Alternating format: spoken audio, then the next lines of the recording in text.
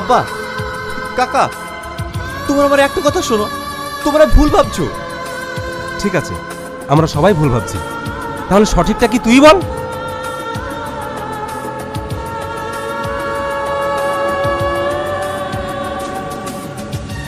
ওর নাম সালমা। আজকে যেহেতু অন্ধ দেখছো, তার জন্য দায়ী আমি। একদিন অফিস যাওয়ার পথে ওর সাথে আমার বাইক অ্যাক্সিডেন্ট, তারপর থেকে ওর দুটো চোখ চলে যায়। ও এমন একটা মেয়ে যার নিজের মান। ও অন্ধ হওয়ার পর থেকে ওর স্বপ্নকে দিনের পর দিন অত্যাচার করত। আমি সেটা জানতে পারি ওকে আমাদের রুমে নিয়ে আসি, কারণ ও যা কিছু হচ্ছে সেটার জন্য দায়ী তো আমি। তাই আমার বিতে ওকে আমাদের সঙ্গে নিয়ে আসবে, যেন ওর সবার মাঝখানে থাকলে ওর মনটা ভালো থাকে। তুমি এটা ঠিক করনি।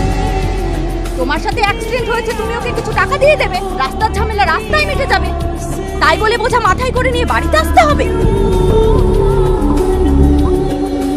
জানো কাকি, আমি মাঝে মধ্যে অবাক হই, তোমার মনে দয় মায়া বলতে কিচ্ছু নেই।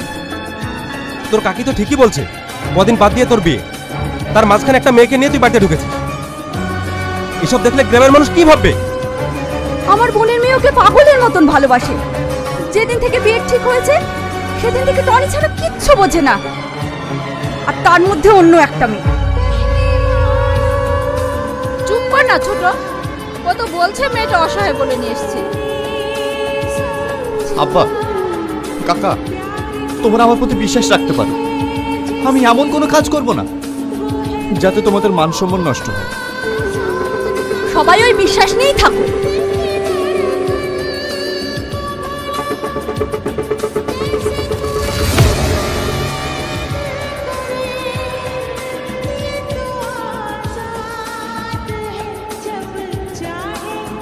পল্লবী,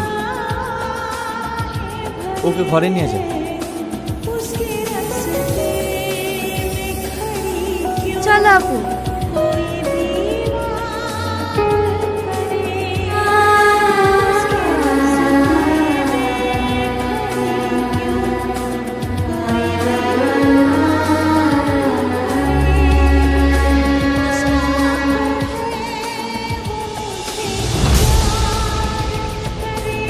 ও একটা মেয়ে নিয়ে চলে আসলো, আর তুমি কিচ্ছু বললে না।